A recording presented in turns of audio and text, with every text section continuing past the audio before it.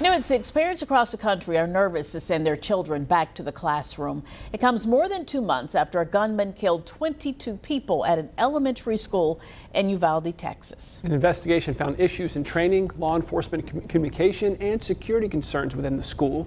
Now school leaders here are trying to put minds at ease. Sarah Hammond tells us what divisions are doing to keep everyone safe as the new school year approaches. 77 minutes of shooting, terror, uncertainty, and missteps.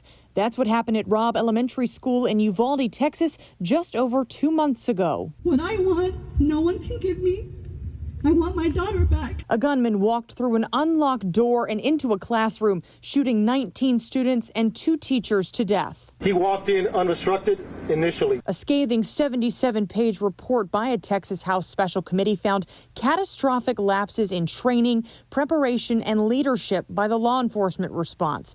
Every time there is a major incident like that in that country, it ratchets up our anxiety. The natural thing that we want to do is we want to look to the things that are close to us. With the Uvalde shooting in mind, as Virginia Beach students prepare to go back to class, Superintendent Aaron Spence says security is his top priority. We take it very seriously. According to Chief Operation Officer Jack Freeman, Virginia Beach is increasing security at their elementary schools. There will be a school resource officer in all secondary schools, and they're adding an emergency manager. And that emergency manager will be able to help with our preparations and our planning as well as our response. New this year, Freeman says the division is adding an armed security officer at all secondary schools. And on the technology side, Freeman says school leaders are constantly upgrading camera systems throughout the division. As it relates to Uvalde, one of the big things we want to make sure is that we have our external doors in a locked position. In Portsmouth, division leaders say they've upgraded lighting and camera systems, and they're working with the sheriff's office and police department to staff school resource officers. Over in Hampton, a spokesperson for the division says officials are working to install a new weapons detection system.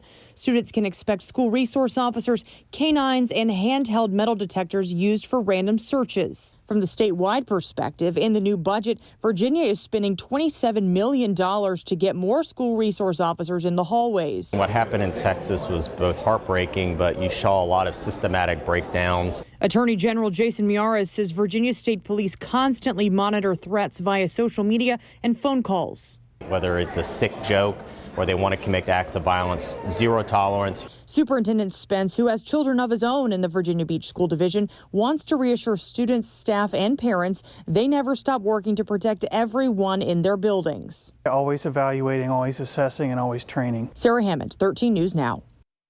And you can get specific details on how your child's school division is securing their buildings and protecting their students by heading to 13newsnow.com. Just search Hampton Roads School Safety.